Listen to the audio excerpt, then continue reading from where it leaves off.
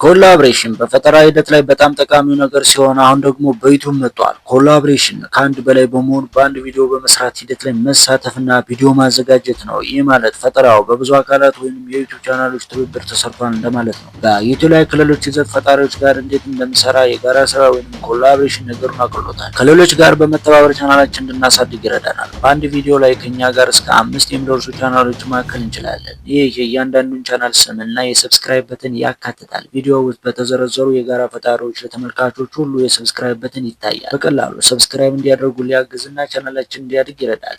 አሁን ኮላብሬሽንን እንዴት መጠቀም እንዳለብን እንመልከት። ኮላብ በሚያደርጉበት ጊዜ ግምት ውስጥ መግባት ያለባቸውን ጠቃሚ ነጥቦችንም ጭምር በቪዲዮ እና በሾርትስ ላይ ከሌሎች ፈጣሪዎች ጋር ለጋራ ስራ ለመጋራት ወይም ለመጋበዝ በዴስክቶፕ ወይም በሞባይል ወደ ዩቲዩብ ስቱዲዮ እንሄዳለን። ቪዲዮ አፕሎድ በማድረግ ሂደት ላይ በዝርዝር ገጽ ስር ወይም በዲቴል ፔጅ ላይ ተጨማሪ አሳይ ወይም ሾው ሞር እንመርጣለን። ከዚያም የጋራ ሰራተኛ ጋብዝ ወይም ኢሜል ኮላብሬሽን እንመርጣለን።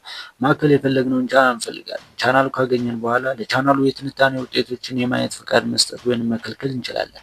ይህንን ፍቃድ መስጠት የገቢ መረጃዎችን ማየት እንደማይችሉ ማወቅ አለብን። ከዚያም አገናኝ ፍጠር ወይም ክሬት ሊንክ እንመርጣለን። እዚህ ላይ አብረን ለሰራነው ወይም ኮላብ ላደረግነው ቻናል ሊንክ መላክ አለብን። ሊንክ አክቲቭ የሚሆነ ቪዲዮ ከተጫነ በኋላ እስከ 5 ቻናሎችን ለጋራ ስራ ለመጋበዝ እንችላለን። ተጋባዥ ቻናሎች ጉዟችንን በተቀበሉ ጊዜ ማየት እንችላለን እና የሶስት ነጥብ ምልክቱን ደግሞ በመንካት ሊንክ እንደገና ማካፍ የትንታኔ መዳረሻውን ለማስተዳደር ወይም ቻናሉን ለማስወገድ እንችላለን። ቪዲዮ ከተጫነና የተጋበዙት ቻናሎች የግብዣ አገናኙ ከተቀበሉ በኋላ ቪዲዮ ወይም ሾርትስ ሁሉንም ቻናሎች ስሞችን እና ለእያንዳንዳቸው ከሰብስክራይብ በተን ጋር ይታያል። አሁን የጋራ ስራዎቻችን በቻናላችን መግቢያ ገጽ ላይ ለማየት እንሞክር። ወደ ዩቲዩብ ስቱዲዮ እንሄዳለን። ከዚያም ከስተማይዜሽን እንመርጣለን። ከዚያም ሆም ታብ ውስጥ ገብተን አድ ሴክሽን እንመርጣለን። ከዚያም ኮላብሬሽን እንመርጣለን።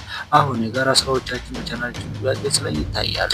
አሁን የጋራ ስራን በምንጠቀምበት ጊዜ እስካሁን ይፋ የሆኑት እንገራችሁ። በመጀመሪያ አብረውን የሰሩትን ቻናሎች ብንጨምርም አሁንም ቢሆን የቪዲዮ ወይንም የሾርትስ ላይ ሙሉ ለሙሉ የማስተዳደር ስልጣን ለእኛ ብቻ ነው። ለቪዲዮ ለውጦች ማድረግ የሚችለው እኛ ብቻ ነን። እኛ የቪዲዮ ሙሉ የባለቤትነት መብት አለን። እንደ ባለቤትነት ደግሞ ከቪዲዮ የሚገኘውን ሁሉንም ገቢ፣ እይታ እና የእይታ ጊዜ የኛ ነው። እና አስታውሱ፣ የሚከፈልባቸው የምርት ማስታወቂያዎች፣ የድጋፍ አረጋጋጮች ወይም የስፖንሰር ስምምነቶች ብለን ካለ የሚከፍል ማስታወቂያ ወይም ፔድ ፕሮሞሽን ሳጥኑን መስማማት አለበት። ስለ ዩቲዩብ ኮላብሬሽን ተጨማሪ መረጃ ከፈለጋችሁ ከዲስክሪፕሽን ላይ ባለው ሊንክ ፈጠሩ። ሰላም።